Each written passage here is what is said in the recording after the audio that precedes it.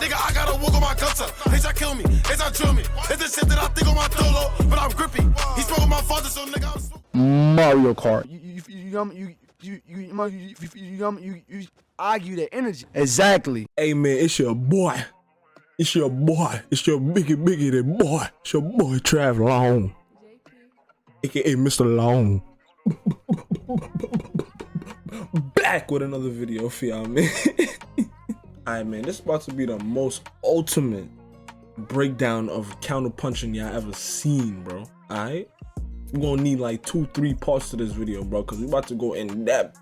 I mean, we about to teach y'all a lot, bro. But first thing first, we're gonna break it up in between Orthodox and Southpaw. It's a big difference.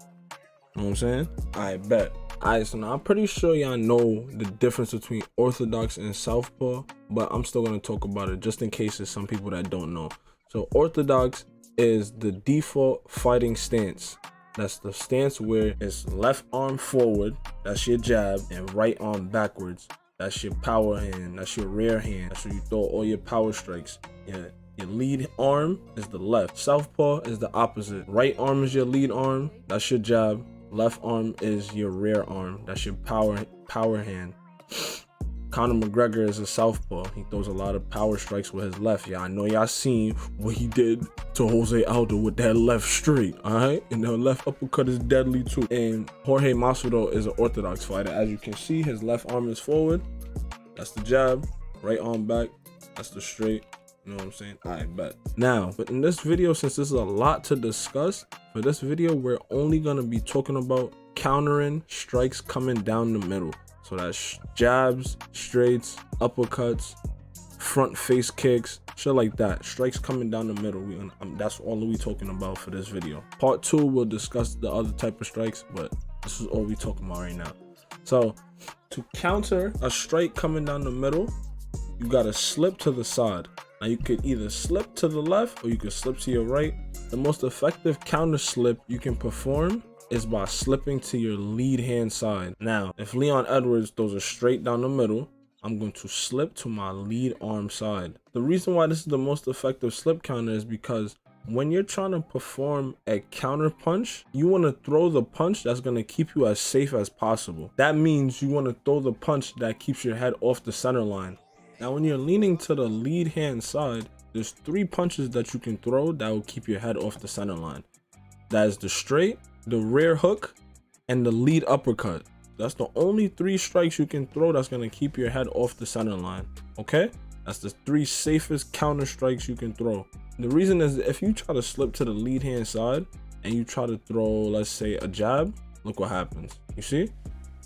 Slip to the lead hand side, throw a jab, my head pops right back up to the center line because it's not physically possible to throw a jab while leaning. Another punch, the lead hook.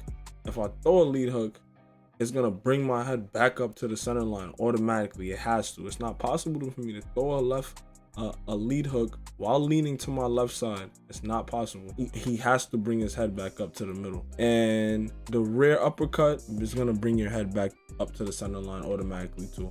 So that's why I said the 3 punches you can throw that's gonna keep you as safe as possible is the straight, the lead uppercut, and the rear hook. That's the 3 punches you could throw that's going to keep you as safe as possible, and that's the 3 quickest counter punches that you can throw while slipping to the side. All right, now I'm going to explain why it's somewhat of a disadvantage to be slipping to your rear hand side instead of your lead hand side. The only punches that I can throw when I'm leaning to my rear hand side is the rear uppercut and the lead hook. That's the only 2 punches I can throw to counter that's going to keep my head off the center line. Now, I'm not saying a rear hook in this situation wouldn't be effective, but it's going to be slower than if I counter with the lead hook. Throwing the rear hook is going to bring my head back up to the center line and it's going to be slower. It might be strong counter, but it's going to be slower, meaning that if he's not done with his combo, I'm not going to be able to get this punch off in time. Get what I'm saying? All right. Same thing with the lead uppercut in this situation. If I try to lean to my rear hand side and throw a lead uppercut, my head automatically pops back up to the center line. It's not possible. Now notice how I only gave you 2 punches that I could throw. Why? Because you can't throw the straight while leaning to the rear hand side. Why? Because the straight is with the rear hand. Now if I slip to the rear hand side and try to throw it straight, look what happens. You see? His head pops right back up to the center line. It doesn't work. It's not effective. So leaning to your rear hand side limits you to only 2 effective punches to counter with. And I'm gonna repeat them again. The rear uppercut and the lead hook. Alright, I was about to make a whole nother section of this video just dedicated to southpaws, but then I realized how dumb that would be, because southpaw is really not that much different from orthodox in terms of the slip counters. It's just flipped. So y'all know already, southpaw, your right hand is your lead hand and your left hand is your rear hand.